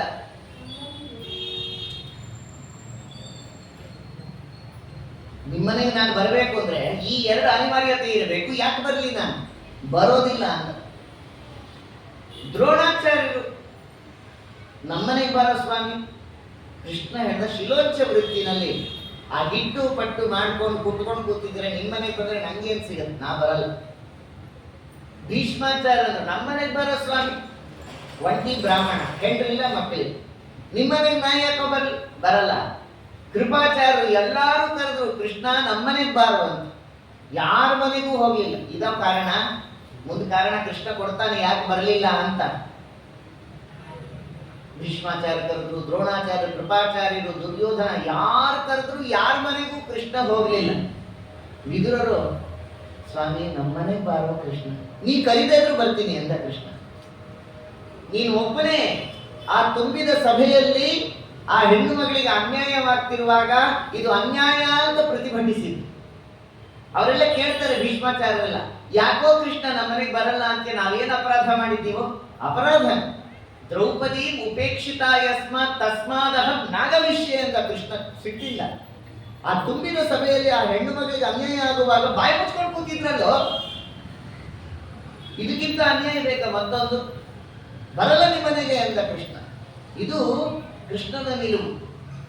ವಿದುರರು ಆ ಕಾಲದಲ್ಲಿ ತಾವು ನೋಡಿ ಧೈರ್ಯ ಸ್ಥೈರ್ಯದಿಂದ ಅಲ್ಲಿ ನಡೀತಕ್ಕಂಥ ತಪ್ಪನ್ನ ತಪ್ಪು ಅಂತ ಪ್ರತಿಭಟಿಸಿದ್ದರಿಂದ ಕೃಷ್ಣ ಅವ್ರ ಮನೆಗೆ ಆತಿಥ್ಯಕ್ಕೆ ಹೋದ. ವಿದುರನ ಆತಿಥ್ಯ ಹೇಗಿತ್ತು? ಏನೂ ಇಲ್ಲ. ಆದರೂ ಕೃಷ್ಣ ಅವ್ರ ಮನೆಗೆ ಹೋದ. ಇದರಲ್ಲೇ ತಿಳಿಯೋದು ಪ್ರಸಿದ್ಧವಾದ ಮಾತು, ಪತ್ರಂ ಪುಷ್ಪಂ ಫಲಂ ತೋಯಂ ಯೋಮೇ ಭಕ್ತ್ಯಾ ಪ್ರಯಚ್ಛತಿ. ಭಕ್ತಿಯಿಂದ ಭಗವಂತನಿಗೆ ಏನು ಕೊಟ್ಟರು ಅದನ್ನು ಸ್ವೀಕಾರ ಮಾಡ್ತಾನಂತೆ. ಸರಿ, ವಿದುರರ ಮನೆಗೆ ಕೃಷ್ಣ ಹೋದ. ವಿದುರರು ಮನೇಲಿ ಇರಲಿಲ್ಲ. ವಿದುರರು ಮನೇಲಿ ಇರಲಿಲ್ಲ. ಅದನ್ನು ಬಹಳ ಚೆನ್ನಾಗಿ ದಾಸರೆಲ್ಲ ಸಂಗ್ರಹ ಮಾಡಿ ಕೊಡ್ತಾರೆ. ವಿದುರರಂತೆ ನಾವು ಆತಿಥ್ಯ ಮಾಡ್ಲಿಕ್ಕೆ ಸಾಧ್ಯವೇನಪ್ಪ? ಎಲ್ಲಾ ದೇವರು ನಮ್ಗೆ ಕೊಟ್ಟಿರ್ತಾನೆ, ಆದರೂ ನಮಗೆ ಮನಸ್ಸಿನಲ್ಲೇ ಬಡತನ. ವಿದುರನ ಭಾಗ್ಯವಿದು ಈ ಪದುಮ ಜಾಂಡ ತಲೆ ದೂಗುತ್ತಲಿದಕೋ. ವಿದುರನ ಭಾಗ್ಯವಿದು ಕುರುರಾಯನು ಖಳನನು ಜನರ ವಿಜನು ಗುರುಗಾಂಗೆಯರು ನೋಡುತ್ತೀರೇ. ಹರಿಸಿ ರಥವ ನಡೆಸುತ್ತ ಹರಿ ಬೀದಿಲಿ ಬರುತ್ತಿರೆ ಜನರಿಗೆ ಸೋಜಿಗವೆನಿಸುತ್ತ. ವಿದುರನ ಭಾಗ್ಯವಿದು, ಪುರಂದರದಾಸರ ಮಾತು. ವಿದುರನ ಭಾಗ್ಯವಿದು. ಆ ಗುರುರಾಯನು ಖಳನ ಅನುಜನು ರವಿಜನು, ಆಯ್ತಾ? ಎಲ್ಲಾರು ನಮ್ಮನೆಗೆ ಬಾರೋ ಅಂದ್ರು ದೇವ್ರು ಯಾರ ಮನೆಗೂ ಹೋಗ್ಲಿಲ್ಲ. ಹರಿಸಿ ರಥವ ನಡೆಸುತ್ತ ಹರಿ ಬೀದಿಲಿ ಬರ್ತಾ ಇದ್ದಾರೆ. ಎಲ್ಲಾರು ಆರ್ತಿ ಬೆಳಗಿ ನಮ್ಮನೆಗೆ ಬಾರೋ ಅಂತಿದ್ದಾರೆ. ದೇವ್ರು ಯಾರ ಮನೆಗೂ ಹೋಗಿಲ್ಲ. ಹೃದಯದೊಳಗೆ ನೆಲೆಗೊಂಡಿಹ ಹರಿಯನು ಎದುರಲಿ ಕಾಣುತ್ತ ವಿದುರನು ತಾನು. ಸದನವನು ಕುತಲಾಕ್ಷಣ ಬೀದಿಗೆ, ಸದನವನು ಕುತ ಆಕ್ಷಣ ಬೀದಿಗೆ ಮುದದಿಂದಲಿ ಕುಣಿದಾಡುತ್ತ ಬಂದನು. ವಿದುರನ ಭಾಗ್ಯವಿದು, ವಿದುರನ ಭಾಗ್ಯವಿದು. ನೋಡಿ, ಹೃದಯದೊಳಗೆ ನೆಲೆಗೊಂಡಿಹ ಹರಿಯನು ಪರಮಾತ್ಮನನ್ನ ಮನಸ್ಸಿನಲ್ಲಿ ಧ್ಯಾನ ಮಾಡಿಕೊಳ್ತಾ, ಕೃಷ್ಣ ನಮ್ಮನೆಗೆ ಬರ್ಬೇಕಲ್ವಪ್ಪ, ನೀ ಬಂದ್ರೆ ನಾನೇ ಭಾಗ್ಯವಂತ ಅಂತ ಪರಮಾತ್ಮನನ್ನ ಮನಸ್ಸಿನಲ್ಲಿ ಧ್ಯಾನಿಸಿ ಹೊರಗಡೆ ಬಂದು ನೋಡ್ತಾರೆ. ಯಾವ ದಿವ್ಯ ಮಂಗಳ ಮೂರ್ತಿಯನ್ನ ಮನಸ್ಸಿನಲ್ಲಿ ಧ್ಯಾನಿಸಿದ್ರು ಆ ಸಚ್ಚಿದಾನಂದ ರೂಪಿ ಪರಮಾತ್ಮ ಎದುರುಗಡೆ ಇದ್ದಾನೆ. ಎದುರಲ್ಲಿ ಕಾಣುತ್ತಾ ವಿದುರನು ತಾನು ಸದನವ ನೂಕುತ ಲಾಕ್ಷಣ ಬೀದಿಗೆ ಮುದದಿಂದಲೇ ಕುಣಿದಾಡುತ್ತಾ ಬಂದನು. ಬೀದಿನಲ್ಲಿ ಪರಮಾತ್ಮ ತಾನು ರಥವನ್ನು ಏರಿಕೊಂಡು ಬರುವಾಗ ಸಾಷ್ಟಾಂಗ ನಮಸ್ಕಾರ ಮಾಡ್ತಾ ಇದ್ದಾರೆ ವಿದುರರು ಆ ಪರಮಾತ್ಮನಿಗೆ. ಆ ಕಾಲಕ್ಕೆ ದೂರದಲಿಹ ಶ್ರೀಶನ ನೋಡುತ್ತ ಬಹುಹಾರುತ ಚಿರುತ. ಎಷ್ಟು ಚೆನ್ನಾಗಿ ಹೇಳ್ತಾರೆ ನೋಡಿ. ದೂರದಲ್ಲಿದ್ದ ಇನ್ನು ಕೃಷ್ಣ, ಆ ಬರೋ ಕಾಲಕ್ಕೆ ಕೃಷ್ಣ ಕೃಷ್ಣ ಅಂತ ಹಾರ್ತಾ ಚೀರ್ತ ಓಡಿ ಬರ್ತಾ ಇದ್ದಾರಂತ ಮೈಮರೆತು ಮಹಾನುಭಾವರು. ವಾರಿಧಾರೆಯನು ನೇತ್ರದಿ ಸೂರಿಸುತ್ತ, ಕಣ್ಣಲ್ಲಿ ಆನಂದ ಅಶ್ರು. ಪರಮಾತ್ಮ ಬರೋ ಕಾಲಕ್ಕೆ ಆನಂದದಿಂದ ಆ ಬಾಷ್ಪಾಂಜಲಿಯನ್ನು ಸುರಿಸಿಕೊಂಡು ಮಹಾನುಭಾವರು ಬಾರಿ ಬಾರಿ ಬಲು ಹಿಕ್ಕುವ ಮನದಲ್ಲಿ, ಬಾರಿ ಬಾರಿ ಬಲು ಹಿಕ್ಕುವ ಮನದಲ್ಲಿ ವಿದುರನ ಭಾಗ್ಯವಿದು. ನಮ್ಮ ಪ್ರಾಚೀನ ಮಾಡ್ಕೊಟ್ಟಿರೋದು ಇದೆಲ್ಲ ಹೇಳ್ತಿದ್ನಲ್ಲ, ನಮ್ಮ ಪಿತಾಮಹಿ ಬೆಳಗ್ಗೆ ರಾತ್ರಿವರೆಗೂ ದೇವರ ನಾಮ ಹಾಡ್ತಾ ಕೂತ್ಬಿಟ್ಟಿರೋರು ಅಂತ ನಮ್ಮಪ್ಪ ಹೇಳ್ತಾರೆ ಅಲ್ವಾ. ಆ ಪುಣ್ಯಾತ್ಮರು ಎಷ್ಟು ಸಂಗ್ರಹ ಮಾಡಿಕೊಟ್ಟಿದ್ದಾರೆ. ಅವೆಲ್ಲ ಅಪರೂಪದ ದೇವರ ನಾಮಗಳನ್ನ ಈಗ ನೋಡಿ ದೇವರು ನಮಗೆ ಉಪಯೋಗಕ್ಕೆ ಕೊಡ್ತಾ ಇದ್ದಾನೆ. ಆ ಪುಣ್ಯಾತ್ಮರು ಆ ಪ್ರಾಚೀನರು ಕೊಟ್ಟಿರ್ತಕ್ಕಂತಹ ದೊಡ್ಡ ಒಂದು ಸಂಪತ್ತಿದು.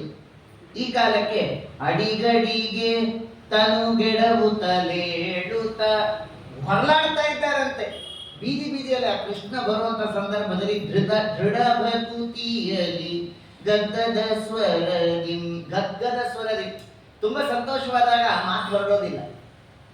ಅದು ಭಾವುಕರಾಗ್ಬಿಟ್ರು ಮಾತು ಹೊರಡೋದಿಲ್ಲ, ಗದ್ಗದವಾಗತ್ತೆ ಕಂಠ. ಹಾಡಕ್ಕಂತೂ ಸಾಧ್ಯವೇ ಇಲ್ಲ. ಆ ಸಾಹಿತ್ಯಾನುಸಂಧಾನ ಮನಸ್ಸಿಗೆ ಬಂದ್ಬಿಟ್ರಂತೂ ಮಾತೇ ಹೊರಡೋದಿಲ್ಲ. ಇನ್ನು ಹಾಡೋದು ದೂರತೋಪಾಸ್ತ. ಅಲ್ಲಿ ಹೇಳ್ತಾರೆ, ನುಡಿಗಳು ತೊದಲುತ ರೋಮ ಪುಳಕಿತದಿ. ದೇವರನ್ನ ನೋಡುವಾಗ, ದೇವರ ಕಥೆ ಕೇಳುವಾಗ ನಮ್ಮಲ್ಲಿ ಅನುಭವ ಆದ್ರೆ ಸಾರ್ಥಕ. ಹೇಳ್ತಾ ಇದ್ದಾರೆ, ನುಡಿಗಳು ತೊದಲುತ, ಮಾತೆ ಹೊರಡ್ತಾ ಇಲ್ಲ ಕೃಷ್ಣನ್ ನೋಡ್ತಾ. ರೋಮ ಪುಳಕಿತದಿ, ರೋಮ ಎಲ್ಲ ಹರ್ಷಿತವಾಗ್ತಾ ಇದೆ. ದುಡು ದುಡು ಓಡಾಡುವ ದಶೆ ದಿಶೆಯಲ್ಲಿ. ಏನ್ ಹೇಳ್ತಾ ಇದ್ದಾರೆ, ಆ ಕಾಲದಲ್ಲಿ ಭಗವಂತ ರಥದಲ್ಲಿ ಕುಳಿತು ಬರುವಾಗ ಆ ದೇವರನ್ನ ನೋಡ್ತಾ ಸಂತೋಷದಿಂದ ದುಡು ದುಡು ದುಡು ಓಡಿ ಬರ್ತಾ ಇದ್ದಾರೆ. ಇಷ್ಟ ಆಯ್ತು, ಕೃಷ್ಣ ನೀನ್ ನಮ್ಮನೆ ಒಂದು ನಿಮಿಷ ಹೋಗು, ನೀ ಬರ್ತೆ ಅಂತ ಗೊತ್ತಿಲ್ಲ ಸ್ವಾಮಿ, ಒಂಚೂರು ಮಾರ್ಕೆಟ್ಗೆ ಹೋಗಿ ಏನಾದ್ರು ತಂದು ಬಿಡ್ತೀನಿ ಅಂತ ಹೇಳಿ ಕೃಷ್ಣನ್ನ ಒಳಗಡೆ ಕಳಿಸಿ ತಾವು ಓಡ್ತಾ ಇದ್ದಾರೆ. ಏನಾದ್ರು ದೊಡ್ಡವ್ರ ಮನೆಗೆ ಬಂದಾಗ ಏನಾದ್ರು ಕೊಡ್ಬೇಕಾಗತ್ತೆ. ಪಾಪ ಇಂಥ ಮಂತ್ರಿ, ಈಗಿನ ಕಾಲದವ್ರು ಸ್ವಲ್ಪ ಅರ್ಥ ಮಾಡ್ಕೋಬೇಕು. ಇವರು ದೊಡ್ಡ ಮಂತ್ರಿ ಇರೋದೆಲ್ಲಿ, ಊರು ಹೊರಗೆ ಎಲ್ಲೋ ಒಂದು ಸಣ್ಣ ಜೋಪಡಿಯಲ್ಲಿದ್ದಾರೆ, ಕುಟೀರದಲ್ಲಿದ್ದಾರೆ. ಪರ್ಣ ಕುಟೀರ ಅದು. ಯಾಕೆ ಈ ಪಾಪಿ ದುರ್ಯೋಧನನ ಹಂಗೆ ಬೇಡ ಅಂತ, ಈ ಪಾಪಿ ದುರ್ಯೋಧನನ ಹಂಗೆ ಬೇಡ ಅಂತ ಒಂದು ಪರ್ಣ ಕುಟೀರದಲ್ಲಿ ಇದ್ದಾರೆ. ಸರಿ, ಕೃಷ್ಣ ಒಳಗೆ ಹೋಗಿದ ತಕ್ಷಣ ಇವರು ಹೆಂಡತಿ. ಈಗ ದೊಡ್ಡವರು ಮನೆಗೆ ಬಂದ್ಬಿಟ್ರೆ ಗಾಬರಿ ಆಗೋಗುತ್ತೆ. ಇದ್ದಕ್ಕಿದ್ದಾಗಲೇ ಬಂದ್ಬಿಟ್ರಂತ ಗೋವಿಂದ ಸ್ವಾಮಿಗಳೇ ಮನೆಗೆ ಬರ್ತಾರೆ ಅಂತ ಗೊತ್ತಿದ್ದಾಗಲೇ ಆ ತಮ್ಗೆ ಇಟ್ಟಿರ್ತಾರೆ ಪಾಪ ಪಾದ ಪೂಜೆಗೆ ಅಂತ. ನೀರೆಲ್ಲ ಇಟ್ಟರೆ ಅವ್ರು ಬಂದಾಗ ಅದನ್ನೂ ಉರುಳಿಸಿ ಅವ್ರನ್ನೂ ದಬ್ಬಿಟ್ಟು ಇವರು ಬಿದ್ದು ಅವ್ರನ್ನೂ ಬಿಡಿಸಿ ಆ ಫಜಿತಿ ಮಾಡಿ ಇಟ್ಟಿರ್ತಾರೆ. ಆ ದೊಡ್ಡವರು ಯಾರಾದ್ರೂ ಬಂದ್ರೆ ಮನೆಗೆ ಬಹಳ ಗಾಬರಿ ಆಗೋದು ಅಂತ. ಈಗ ಇದ್ದಕ್ಕಿದ್ದಾಗ ಕೃಷ್ಣ ಬೇರೆ ಬರ್ತಾ ಇದ್ದಾರೆ. ಏನಾಗಬೇಕು, ಕೃಷ್ಣ ಬಂದಿದ್ದಾನೆ ಅಂತ ಮನೆಯಲ್ಲಿ ಆ ಗರ್ಭಾಸನ, ಇನ್ನೇನು ಗತಿ ಇಲ್ಲ ಪಾಪ.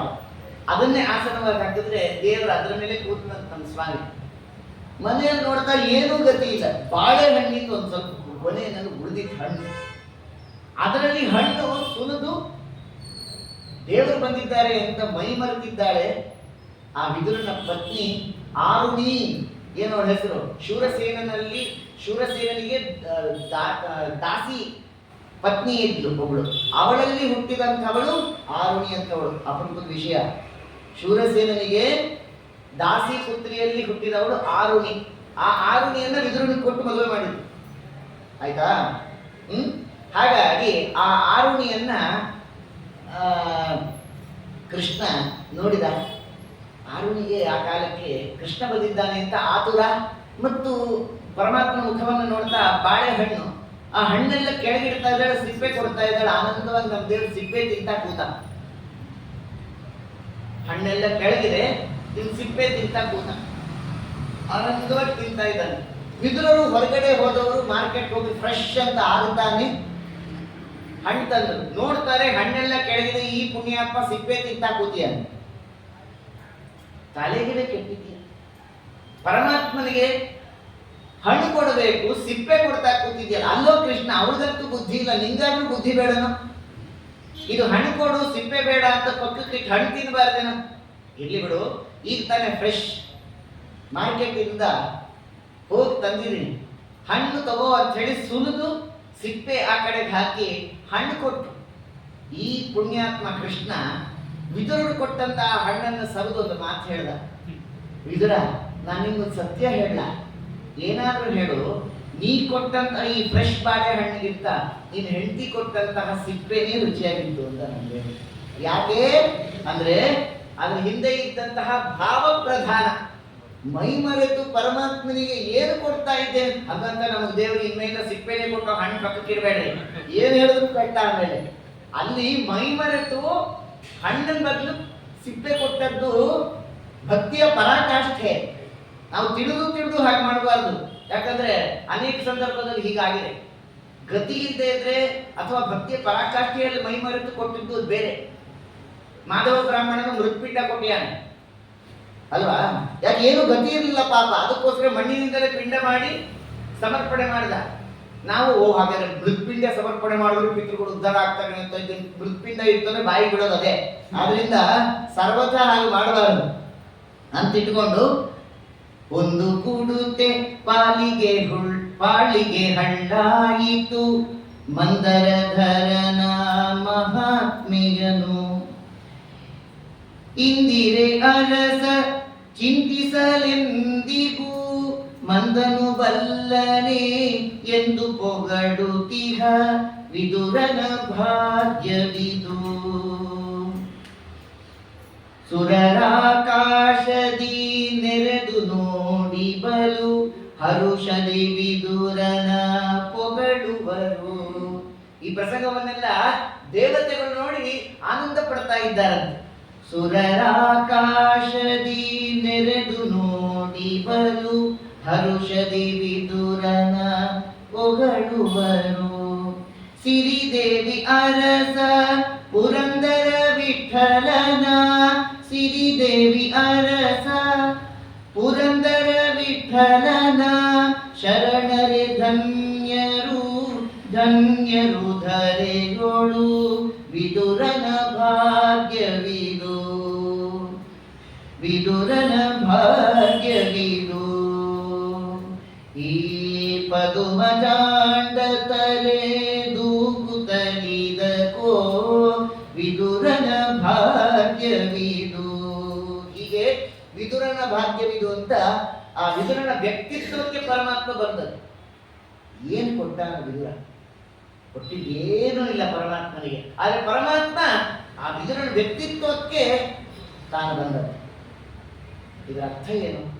ಆ ವ್ಯಕ್ತಿತ್ವದಿಂದ ನಾವು ಗುರುತಿಸಿಕೊಳ್ಳಬೇಕು ಅಂತ.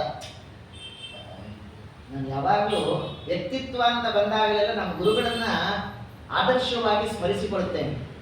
ನಿಜವಾಗ್ಲೂ ನೋಡಿ, ಪೇಜಾವರ ಸ್ವಾಮಿಗಳು ವಿಶ್ವೇಶ ತೀರ್ಥರು ಅವರು ಬರೋದಕ್ಕಿಂತ ಮುಂಚೆ 29 ಯತಿಶ್ರೇಷ್ಠರು ಆ ಪರಂಪರೆಯಲ್ಲಿ ಬಂದಿದ್ದು ಪೇಜಾವರ ಮಠದಲ್ಲಿ. ಆದ್ರೆ ಯಾರಿಗೂ ಪೇಜಾವರ ಸ್ವಾಮಿಗಳು ಅನ್ನುವಂಥ ಕೀರ್ತಿ ಬರಲಿಲ್ಲ. ಆದ್ರೆ ಇವರಿಗೆ ಹೋದಲ್ಲೆಲ್ಲ ಪೇಜಾವರ ಸ್ವಾಮಿಗಳು, ಆ ಪೇಜಾವರ ಮಠಕ್ಕೆ ಇವರಿಂದ ಕೀರ್ತಿ. ಒಂದು ವೇಳೆ ಕೇವಲ ಪೇಜಾವರ ಮಠಾಧೀಶರು ಅಂತಾಗಿದ್ದರೆ ಹಿಂದಿನವರಿಗೆಲ್ಲರಿಗೂ ಆ ಕೀರ್ತಿ ಯಶಸ್ಸು ಬರಬೇಕಾಗುತ್ತೆ. ಆದ್ರೆ ಇವರು ಗುರುತಿಸಿಕೊಂಡದ್ದು ವ್ಯಕ್ತಿತ್ವದಿಂದಲೇ ಹೊರತು ಕೇವಲ ಸ್ಥಾನಮಾನದಿಂದ ಅಲ್ಲ. ಮನುಷ್ಯನಿಗೆ ಸ್ಥಾನಮಾನ ಇವತ್ತಿರುತ್ತೆ, ನಾಳೆ ಹೋಗುತ್ತೆ, ಆದ್ರೆ ವ್ಯಕ್ತಿತ್ವ ಕಡೆಯವರೆಗೂ ಉಳಿಯುತ್ತೆ. ಆದ್ರಿಂದ ವ್ಯಕ್ತಿತ್ವದಿಂದ ನಾವು ಗುರುತಿಸಿಕೊಳ್ಬೇಕು ಅನ್ನೋದಕ್ಕೆ ತೋರಿಸಿಕೊಟ್ರು ಗುರುಗಳು. ಯಾಕೆ ಅನೇಕ ಯತಿಗಳು ಹಿಂದೆ ಆಗಿ ಹೋಗಿದ್ದಾರೆ. ಅವ್ರು ಯಾರಿಗೂ ಈ ಕೀರ್ತಿ ಬರದೇ ಇರೋದು ಒಂದೊಂದು, ಅದು ಸ್ಥಾನಮಾನದಿಂದ ಬಂದದ್ದಲ್ಲ, ವ್ಯಕ್ತಿತ್ವದಿಂದ ಗುರುತಿಸಿಕೊಂಡದ್ದು. ಹಾಗೆ ನಮ್ಮ ದೇಶದ ಪ್ರಧಾನಮಂತ್ರಿಗಳು ಕೂಡ ನೋಡಿ, ಈ ಹಿಂದೆ ಅನೇಕ ಪ್ರಧಾನಮಂತ್ರಿಗಳು ಆಗಿ ಹೋಗಿದ್ದಾರೆ. ಯಾರಿಗೂ ಈ ವರ್ಚಸ್ಸು, ಯಾರಿಗೂ ಈ ಶ್ರೇಯಸ್ಸು, ಈ ಕೀರ್ತಿ ಬರಲಿಲ್ಲ.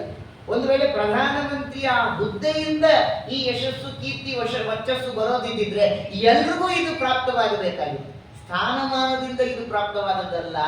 ಯಾರೋ ಕೆಲವರಿಗೆ, ಪುಣ್ಯಾತ್ಮರು, ಅಟಲ್ ಬಿಹಾರಿ ವಾಜಪೇಯಿರಂತ ಪುಣ್ಯಾತ್ಮರಿಗೆ ಇದು ಸಾಧ್ಯ. ಅವರ ಒಂದು ರೀತಿಯಲ್ಲೇ ಬರ್ತಕ್ಕಂತಹ ಈಗಿನ ಪ್ರಧಾನಮಂತ್ರಿಗಳಿಗೆ ಅದು ಸಾಧ್ಯ. ಹೆಸರು ಹೇಳೋಂಗೂ ಇಲ್ಲ. ನಮ್ಮ ಮನೆ ಬರಕ್ಕೆ ಏನು ಹೊಡ್ಕೊಳ್ಳೋಣ. ಇಂಥ ವಾಕ್ ಸ್ವಾತಂತ್ರ್ಯನೂ ಕಳ್ಕೊಟ್ಟಿದ್ದೀವಿ ನಮ್ಮ ದೇಶದಲ್ಲಿ. ನಾವು ನಿಜವಾಗ್ಲೂ ದುಸ್ಥಿತಿ ನಮ್ಮ ದೇಶದ್ದು. ಇದಕ್ಕಿಂತ ಒಂದು ರೀತಿಯಾಗಿರ್ತಕ್ಕಂತಹ ಬೇಸರದ ವಿಷಯ ಮತ್ತೊಂದಿಲ್ಲ. ಆದ್ರಿಂದ ಸ್ಥಾನಮಾನಗಳಿಂದ ನಾವು ಗುರುತಿಸಿಕೊಳ್ಳೋದಲ್ಲ, ವ್ಯಕ್ತಿತ್ವದಿಂದ ಗುರುತಿಸಿಕೊಳ್ಳಬೇಕು. ಕೃಷ್ಣ ಬಂದದ್ದು ವಿದುರನ ಮನೆಗೆ ಕೌರವನ ಮಂತ್ರಿ ಅಂತ ಅಲ್ಲ. ಯೋಚನೆ ಮಾಡಬೇಕು ನಾವು. ಮಂತ್ರಿಗಿರಿಯಿಂದ ಕೃಷ್ಣನ ಅನುಗ್ರಹವನ್ನ ಪಡೆದದ್ದಲ್ಲ ವಿದುರ. ಸ್ಥಾನಮಾನದಿಂದ ಪರಮಾತ್ಮ ಆಕರ್ಷಿತನಾಗಿ ಬಂದವನಲ್ಲ. ಬಂದದ್ದು ವ್ಯಕ್ತಿತ್ವದಿಂದ ಆಕರ್ಷಿತನಾಗಿ. ಭಗವಂತನ ಅನುಗ್ರಹವನ್ನು ನಾವು ಪಡಿಬೇಕು ಅಂದ್ರೆ ಮೊದಲು ವ್ಯಕ್ತಿತ್ವವನ್ನು ಗುರುತಿಸಿಕೊಳ್ಬೇಕು. ಬಹಳ ಕಷ್ಟ ಇದು. ನಾನು ಇದನ್ನು ಅನೇಕ ಬಾರಿ ಹೇಳ್ತಾ ಇರ್ತೇನೆ. ನೋಡಿ, ನಮ್ಮ ಜೀವನದಲ್ಲಿ ಕಡೆಯವರೆಗೂ ಉಳಿಯೋದು ನಮ್ಮ ವ್ಯಕ್ತಿತ್ವ. ಅದರಿಂದ ಅದಕ್ಕೆ ಚ್ಯುತಿ ಬರದೇ ಇರುವಂತಹ ರೀತಿಯಲ್ಲಿ ನಮ್ಮ ಜೀವನ ಆಗಿದೆ. ಆ ರೀತಿ ಜೀವನ ನಡೆಸಬೇಕು ಅಂದ್ರೆ ನಮಗೆ ಆದರ್ಶ ಯಾರಂದ್ರೆ ವಿದುರ. ಕೇವಲ ವಿದುರ ನೀತಿ ಅದು ಏನೋ ಸುಮ್ಮನೆ ಕೆಲವಾರು ವಿಚಾರಗಳನ್ನ ಔಪಚಾರಿಕವಾಗಿ ತಿಳಿಸಿದ್ದಾರೆ ಅಂತ ಅನ್ಕೋಬೇಡಿ. ವಿದುರರು ಸಾಕ್ಷಾತ್ ಯಮಧರ್ಮರಾಜ. ಅವರಿಗೆ ತಾವು ಈ ಜನ್ಮಕ್ಕೆ ಬರ್ಲಿಕ್ಕೆ ಕಾರಣ ಏನು, ಅದಕ್ಕೊಂದು ಔಪಚಾರಿಕ ಕಥೆಯನ್ನು ಹೇಳಿರ್ತೀರ. ಪ್ರಾಯ ನೀವು ಶ್ರವಣ ಮಾಡಿರ್ತೀವಿ. ಮಾಂಡವ್ಯ ಋಷಿಗಳು ಅಂತ, ಆ ಮಾಂಡವ್ಯ ಋಷಿಗಳ ಆಶ್ರಮಕ್ಕೆ ಕಳ್ಳರು ಹೋಗ್ಬಿಡ್ತಾರೆ. ಕಳ್ಳರು ಹೊಕ್ಕಾಗ ಏನಾಗುತ್ತೆ, ಅಲ್ಲಿಯ ರಾಜಭಟರು ಕಳ್ಳರು ಹುಡ್ಕೊ ಬಂದಾಗ ಆ ರಾಜಭಟರು ಮಾಂಡವ್ಯ ಋಷಿಗಳ ಆಶ್ರಮದಲ್ಲಿ ಸಿಕ್ಕಾಕೋತಾರೆ. ಹಾಗಾದ್ರೆ ಈ ಕಳ್ಳರ ಜೊತೆಗೆ ಈ ಋಷಿಗಳು ಭಾಗಿಯಾಗಿದ್ದಾರೆ ಅಂತ ಅವ್ರನ್ನೂ ಜೊತೆಗೆ ಎಳ್ಕೊಂಡು ಹೋಗ್ತಾರೆ. ಎಳ್ಕೊಂಡು ಹೋದಾಗ ಏನಾಗುತ್ತೆ, ಆ ಕಳ್ಳರಿಬ್ಬರಿಗೆ ಶಿಕ್ಷೆಯನ್ನು ವಿಧಾನ ಮಾಡ್ತಾರೆ. ಶೂಲಕ್ಕೆ ಹಾಕಿ ಅವರನ್ನ ಕೊಲ್ತಾರೆ. ಆದರೆ ಮಾಂಡವ್ಯ ಋಷಿಗಳಿಗೂ ಶೂಲಕ್ಕೆ ಏರಿಸಿದಾಗ ತಮ್ಮ ತಪಶಕ್ತಿಯಿಂದ ತಾವು ಬದುಕುಳಿತಾರೆ. ಬಂದು ನೋಡ್ತಾರೆ, ಭೃತ್ಯರು ಶೂಲ ಸಿಕ್ಕಾಕೊಂಡಿದೆ, ಆದ್ರೆ ಇವರಿಗೆ ಮರಣ ಆಗಿಲ್ಲ. ಬಂದದನ್ನ ತಮ್ಮ ರಾಜನಿಗೆ ತಿಳಿದಾಗ, ರಾಜ ಸರ್ವಾಪರಾಧ ಆಯಿತು ಸ್ವಾಮಿ, ತಮ್ಮ ಈ ತಪಸ್ಸನ್ನ ತಿಳಿದೇ ಇರತಕ್ಕಂತಹ ನಮ್ಮ ಭೃತ್ಯರು ಅಪರಾಧ ಮಾಡಿದ್ದಾರೆ ಅಂತ ಆಗುತ್ತೆ. ಕಡೆಯವರೆಗೂ ಅವರು ಹೇಳ್ತಾರೆ ಆ ಭೃತ್ಯರಿಗೆ, ಎಲ್ಲಿವರೆಗೂ ನನ್ನ ಶರೀರದಲ್ಲಿ ಈ ಎಷ್ಟು ಭಾಗದವರೆಗೂ ಆ ಶೂಲ ಇದೆಯೋ ಅಷ್ಟು ಭಾಗ ಕತ್ತರಿಸಿ ಇನ್ನು ಉಳಿದಿರ್ತಕ್ಕಂಥ ಶೂಲ ಹಾಗೆ ಇರಲಿ ಅಂತ. ಅದೇ ತಮ್ಮ ಜೀವನದ ಕಡೆಯವರೆಗೂ ಕೂಡ ಆ ಶೂಲವನ್ನ ತಾವು ಧರಿಸಿಕೊಂಡೆ ಅದನ್ನ ಸಹಿತವಾಗಿ, ಅದರಿಂದ ಸಹಿತವಾಗಿ ತಾವು ಜೀವನವನ್ನ ನಡೆಸಿರ್ತಾರೆ. ಕಡೆಗೆ ಏನಾಗುತ್ತೆ, ತಾವು ಮರಣ ಹೊಂದಿದ ಮೇಲೆ ಯಮದೇವರ ಹತ್ರ ಹೋಗ್ತಾರೆ. ಯಮದೇವರು ಶಾಸನ ಮಾಡತಕ್ಕಂಥವ್ರು.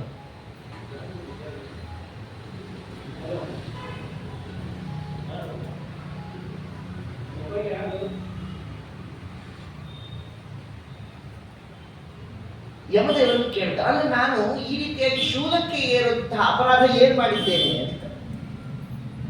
ಯಮದೇವರು ಹೇಳ್ತಾರೆ, ಇಲ್ಲ, ನೀವು ಸಣ್ಣವರಾಗಿದ್ದಾಗ ಈ ಇರುವೆಗಳನ್ನೆಲ್ಲ ಸ್ವಲ್ಪ ಹಿಂಸೆ ಮಾಡಿ ಕೊಂದಿದ್ದೀರಿ.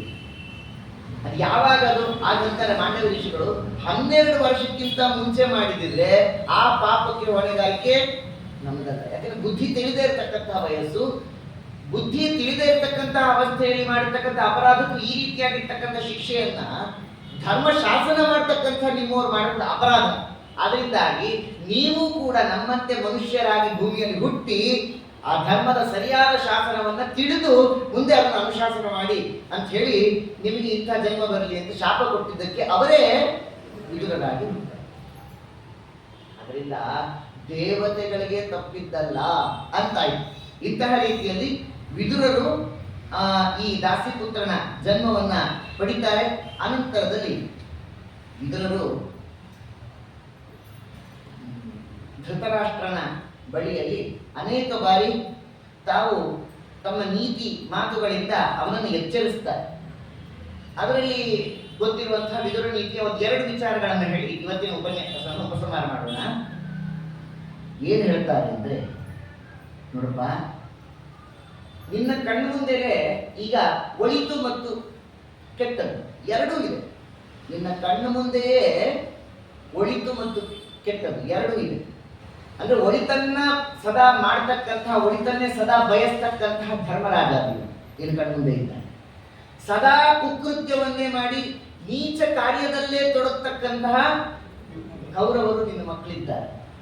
ಆದರೆ ಒಂದು ಸತ್ಯ, ಈಗ ನಿನ್ನ ಮಕ್ಕಳು ಕೆಟ್ಟದನ್ನ ಮಾಡಿ ಸುಖ ಪಡ್ತಾ ಇರ್ಬೋದು, ಅದರ ಅಂತ್ಯ ಬಹಳ ಘೋರವಾಗಿದೆ. ಎಚ್ಚರಿಕೆ, ಈಗಲೂ ಕಾಲ ಮಿಂಚಿಲ್ಲ, ನೀನು ಎಚ್ಚೆತ್ತುಕೋ, ನಿನ್ನ ಮಕ್ಕಳನ್ನು ಎಚ್ಚರಿಸು ಅಂತ ವಿದುರರು ಮೊದಲೇ ಎಚ್ಚರಿಸ್ತಾರೆ.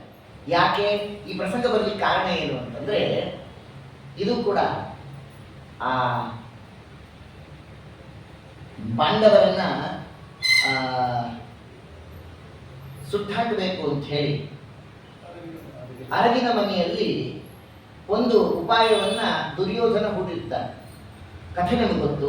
ಪುರಂಜನ ಅನ್ನುವಂತಹ ತನ್ನೊಬ್ಬ ಮಂತ್ರಿ, ದುರ್ಯೋಧನನ ಮಂತ್ರಿ ಹೆಸರು ಪುರಂಜನ ಅಂತ, ಅವನಿಗೆ ಹೇಳಿ ಅಲ್ಲಿ ಅರಗಿನ ಮನೆಯನ್ನ ನಿರ್ಮಾಣ ಮಾಡಿರ್ತಾನೆ.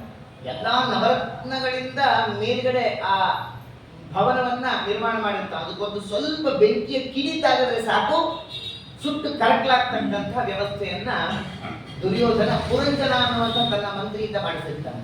ಈಗ ಅಲ್ಲಿಗೆ ಪಾಂಡವರನ್ನ ಕಳಿಸ್ಬೇಕು. ಶುಕ್ರಾಚಾರ್ಯರ ಪುತ್ರ, ಅವರಿಂದ ದುರ್ನೀತಿಯ ಬೋಧನೆಯನ್ನ ಪಾಠವಾಗಿ ಕೇಳಿರ್ತಾನೆ ದುರ್ಯೋಧನ. ಎಲ್ಲ ಒಳ್ಳೆ ಪಾಠ ಕೇಳಿದ್ರೆ ಇವನು ನಿತ್ಯ ಪಾಠ ಕೇಳ್ತಾ ಇದ್ದ. ಆದ್ರೆ ದುರ್ನೀತಿಯ ಪಾಠ ಆ ಶುಕ್ರಾಚಾರ್ಯರ ಪುತ್ರನಿಂದ ದುರ್ನೀತಿಯ ಪಾಠವನ್ನು ಕಲಿತಂತಹ ದುರ್ಯೋಧನ ಅದನ್ನು ಮೊದಲು ಪ್ರಯೋಗ ಮಾಡಿದ್ದು ಯಾರು ಗೊತ್ತಾ? ತನ್ನ ತಂದೆಯಾದ ಧೃತರಾಷ್ಟ್ರ. ಈಗ ಏನಾದ್ರು ಕಲಿತೆ ಅದನ್ನ ಪ್ರಯೋಗ ಮಾಡಿದ್ರೆ ತಾನೇ ಗೊತ್ತಾಗೋದು ಅದು ಸಫಲವೋ ವಿಫಲವೋ ಅಂತ. ಧೃತರಾಷ್ಟ್ರನಲ್ಲಿ ಬಂದು ಹೇಳ್ತಾನೆ, ನಿನಗೆ ನನ್ನ ಮೇಲೆ ಪ್ರೀತಿ ಇದೆಯೋ ಇಲ್ವೋ ಹೇಳಿ. ನೋಡಿ ಹೇಗೆ ಒಬ್ಬರನ್ನ ತನ್ನ ಕಾರ್ಯ ತಂತ್ರಗಾರಿಕೆಯಲ್ಲಿ ಸಿಲುಕಿಸುವ ಪ್ರಯತ್ನ ಮಾಡ್ತಾನೆ ದುರ್ಯೋಧನ ಅನ್ನೋದಕ್ಕೆ, ನಿನಗೆ ನನ್ನ ಮೇಲೆ ಪ್ರೀತಿ ಇದೆಯೋ ಹೇಳಿ. ಅಲ್ಲ ಅಂದವ್ರು ಯಾರು ಅಂದ್ರು ಧೃತರಾಷ್ಟ್ರ. ಹಾಗಾದ್ರೆ ನಾ ಹೇಳಿದ್ದು ಕೇಳಬೇಕು, ಇಲ್ಲಿವರೆಗೂ ಕೇಳದೇ ಇರೋದು ಯಾವ್ದಿದೆಯಪ್ಪ ಅಂದ್ರು ಧೃತರಾಷ್ಟ್ರ. ಕೇಳಬೇಕು ಅಂದ್ರೆ ಕೇಳದೇ ಇರೋದು ಯಾವ್ದಿದೆ? ಎಲ್ಲ ನೀ ಹೇಳ್ದಂತಾನೆ ಕೇಳ್ತಾ ಕೂತಿರೋದು. ಏನದು ಹೇಳು? ಈಗ ಪಾಂಡವರು ಬಹಳ ಕಾಲ ಆಯ್ತು, ಈಗ ಹಸ್ತಿನಾವತಿಯಲ್ಲೇ ಇದ್ದು ಅವ್ರನ್ನ ಈಗ ಬೇರೆ ಕಡೆ ಕಳಿಸ್ಬೇಕು. ಅಲ್ಲಿ ಅವ್ರಿಗಂತ ಒಂದು ಭವನ ನಿರ್ಮಾಣ ಮಾಡಿದ್ದೀನಿ. ದೂರದಲ್ಲಿ ವಿಷ್ಣು ದೇವತಾಕವಾದಂಥ ಒಂದು ಗುಡಿ ಇದೆ. ಅಲ್ಲಿ ಇವಾಗ ಉತ್ಸವ ನಡೀತಾ ಇದೆ. ಆ ಉತ್ಸವದ ನೆಪ ಮಾಡಿಕೊಂಡು ಈಗ ಪಾಂಡವರನ್ನ ನೀನು ಅಲ್ಲಿ ಕಳಿಸ್ಕೊಡು, ಮುಂದೆ ನಾನು ನೋಡ್ಕೊತೀನಿ ಅಂತ ದುರ್ಯೋಧನ. ಆಗ ತಕ್ಷಣ ಹೇಳಿದ್ರೆ ಒಪ್ಕೋಬೇಕಲ್ಲ ಪಾಂಡವರು. ಯಾರು ಹೇಳಿದ್ರೆ ಇಲ್ಲ ಅನ್ನಲ್ಲ. ಭೀಮಸೇನ ದೇವರು ಹೇಳಿದ್ರೆ ಗೊತ್ತಾಯ್ತು, ಸರ್ವಜ್ಞ ಶಿಖಾಮಣಿಗಳು. ಅದಕ್ಕೆ ಕರಿತಾನೆ ಇರಲಿಲ್ಲ ಧೃತರಾಷ್ಟ್ರ ಭೀಮಸೇನ ದೇವರು. ಎಲ್ಲಾದ್ರೂ ಕೂಡ ಏನಾದ್ರೂ ವಿಷಯ ಒಪ್ಪಿಸ್ಬೇಕು ಅಂದ್ರೆ ಧರ್ಮರಾಜನ್ನೇ ಕಳಿಸ್ತಾ ಇದ್ದೀವಿ. ಭೀಮಸೇನ ದೇವರು ಕರೆಯೋ ಪ್ರಸಂಗವೇ ಇಲ್ಲ. ಎಲ್ಲಾದ್ರೂ ನೋಡಿ ಧರ್ಮರಾಜ ಇಲ್ಲ ಅನ್ನೋ ಮಾತೇ ಇಲ್ಲ. ಅದಕ್ಕೋಸ್ಕರ ಧರ್ಮರಾಜನ ಕಳಿಸ್ಬೇಕು. ಇಲ್ಲಪ್ಪ, ಬಹಳ ಕಾಲ ಆಯಿತು ನೀವಿದ್ದು, ಬೇಸರ ಬಂದಿರಬಹುದು. ಹಾಗಾಗಿ ತಕ್ಷಣ ಅಲ್ಲಿ ವಿಷ್ಣು ದೇವತಾಕವಾದಂಥ ಒಂದು ಉತ್ಸವ ನಡೀತಾ ಇದೆ, ನೀವಲ್ಲಿ ಹೋಗ್ಬನ್ನಿ. ಅಲ್ಲಿ ಭವನ ಎಲ್ಲ ನಿರ್ಮಾಣ ಮಾಡಿದ್ದಾರೆ, ನೀವು ಉಳ್ಕೊಳ್ಳೋದಕ್ಕೆಲ್ಲ ವ್ಯವಸ್ಥೆ ದುರ್ಯೋಧನ ಮಾಡಿದ್ದಾನೆ. ಆಗಲಿ ಅಂತ ದೊಡ್ಡಪ್ಪ ಹೇಳಿದ ಮಾತನ್ನ ಎಂದೂ ನಿರಾಕರಿಸುವ ಮಾತೇ ಇಲ್ಲ ಧರ್ಮರಾಜರು. ಆಗಲಿ ಒಪ್ಪುದು. ಬಂದು ಹೇಳ್ತಾರೆ ಉಳಿದ ಸಹೋದರರಿಗೆ, ಹೀಗೆ ದೊಡ್ಡಪ್ಪ ಹೇಳಿದ್ದಾರೆ, ಹೊರಡ್ಬೇಕು, ನಾವೆಲ್ಲ ಸಿದ್ಧತೆ ಮಾಡಿಕೊಳ್ಳಿ ಅಂತ. ಭೀಮಸೇನ ದೇವರು ತಕ್ಷಣ ಹೇಳುತ್ತಾರೆ, ಇದರಲ್ಲಿ ನಮ್ಮನ್ನ ಸಿಲುಕಿಸುವ ಉಪಾಯ ಇದೆ, ಕುತಂತ್ರ ಇದೆ, ಎಚ್ಚರಿಕೆ ಇರಲಿ ಅಂತ. ಗೊತ್ತಿಲ್ಲ ಅಂತಲ್ಲ, ಭೀಮಸೇನ ದೇವರಿಗೆ ತಿಳಿದಿದೆ. ಆಗ ಧರ್ಮರಾಜನ ಕರೆದು ವಿದುರರು ಹೇಳ್ತಾರೆ. ಯಾಕಂದ್ರೆ ನಾನು ಕೊಟ್ಟಿರೋ ವಿಷಯ ವಿದುರರು, ಏನಾದ್ರು ಸಂಬಂಧ ಇದ್ರೆ ಅದಕ್ಕೆ ಹೇಳ್ಬೇಕು, ಔಟ್ ಆಫ್ ಕಾಂಟೆಕ್ಸ್ಟ್ ಮಾತಾಡೋದು. ಅದರಿಂದ ವಿದುರರು ಆ ಕಾಲಕ್ಕೆ ಬಂದು ಮ್ಲೇಚ್ಛ ಭಾಷೆ, ಗೌಪ್ಯ ಭಾಷೆ, ಆಯ್ತಾ, ಆ ಭಾಷೆಯಲ್ಲಿ ದರ್ಶನ ಭಾಷೆ, ಗುಹ್ಯ ಭಾಷೆ ಅಂತ ಎರಡಿದೆ. ದರ್ಶನ ಭಾಷೆ ಅಂತ ಎಲ್ರಿಗೂ ಯಾವುದು ದರ್ಶಿತವಾಗುತ್ತೋ, ಯಾವುದು ಕಾಣುತ್ತೋ ಅದನ್ನ ಕಂಡದ್ದನ್ನ ಕಂಡಂತೆ ಹೇಳ್ತಕ್ಕಂತಹ ಭಾಷೆ ದರ್ಶನ ಭಾಷೆ. ಆಯ್ತಾ? ಇನ್ನು ಗುಹ್ಯ ಭಾಷೆ ಅಂತಂದ್ರೆ ಅದನ್ನ ಗೌಪ್ಯವಾಗಿ ಹೇಳಬೇಕು, ಎಲ್ರಿಗೂ ಅದರ ಭಾವ ಅರ್ಥ ಆಗಬಾರ್ದು. ಅಂತಹ ರೀತಿಯಲ್ಲಿ ಹೊರಟದ್ದೇ ಮುಂಡಿಗೆಗಳು. ದಾಸರ ದೇವರ ನಾಮಗಳು ಮುಂಡಿಗೆ ಶೈಲಿಯಲ್ಲಿ ಹೊರಟದ್ದು ಗೌಪ್ಯ ಶೈಲಿಯಲ್ಲಿ. ಅದನ್ನ ಮ್ಲೇಚ್ಛ ಭಾಷೆ ಅಥವಾ ಗುಹ್ಯ ಭಾಷೆ ಅಂತ ಹೇಳ್ತಾರೆ. ಏನದು ಅಂದ್ರೆ ಹೇಳ್ತಾರೆ, ನೀರು, ಬೆಂಕಿ, ವಿಷ, ಈ ಮೂರರಿಂದ ಹುಷಾರಾಗಿರಪ್ಪ. ಗೊತ್ತು ವಿದುರರಿಗೆ ದುರ್ಯೋಧನನ ಕುತಂತ್ರ. ನೀರು, ಬೆಂಕಿ, ವಿಷ, ಈ ಮೂರರಿಂದ ನೀವು ಸ್ವಲ್ಪ ಹುಷಾರಾಗಿರಪ್ಪ ಅಂತ ಹೇಳಿ ಅಷ್ಟಕ್ಕೆ ಬಿಡೋದಿಲ್ಲ. ಆ ಅರಗಿನ ಮನೆಯಿಂದ ಗಂಗಾ ತೀರದವರೆಗೂ ಸುರಂಗ ಮಾರ್ಗವನ್ನು ತಾನೇ ನಿರ್ಮಾಣ ಮಾಡಿಸುತ್ತಾರೆ ತಮ್ಮ ಒಬ್ಬ ಕೃತ್ಯನಿಂದ. ಎಷ್ಟು ಉಪಕಾರ ಮಾಡಿಕೊಟ್ಟಿದ್ದಾರೆ ವಿದುರರು. ಪಾಂಡವರನ್ನ ಸದಾ ಸಂರಕ್ಷಿಸುವ ಹೊಣೆಗಾರಿಕೆಯನ್ನು ಹೊತ್ತದ್ದಷ್ಟೇ ಅಲ್ಲ, ಅದನ್ನು ನಿರ್ವಹಣೆ ಮಾಡೋದ್ರಲ್ಲೂ ಕೂಡ ವಿದುರರ ಪಾತ್ರ ಎಷ್ಟಿದೆ ಯೋಚನೆ ಮಾಡಿ. ಪಾಂಡವರು ಇಷ್ಟು ಸುರಕ್ಷಿತರಾಗಲಿಕ್ಕೆ ವಿದುರರ ಕಾರ್ಯವೇ, ಪಾತ್ರವೇ ಪ್ರಧಾನವಾದದ್ದು. ಅಂದ್ರೆ ಏನರ್ಥ? ನಮ್ಮ ಜೀವನದಲ್ಲೂ ಕೂಡ ನಾವು ವಿದುರರಾಗಬೇಕು. ಎಲ್ಲಿ ಧರ್ಮಕ್ಕೆ ಮತ್ತು ಎಲ್ಲಿ ಸಜ್ಜನರಿಗೆ, ಸದ್ಭಕ್ತರಿಗೆ ಅನ್ಯಾಯವಾಗ್ತಾ ಇದೆ ಅಲ್ಲಿ ಪ್ರತಿಭಟಿಸಬೇಕು ಸಾತ್ವಿಕವಾಗಿ.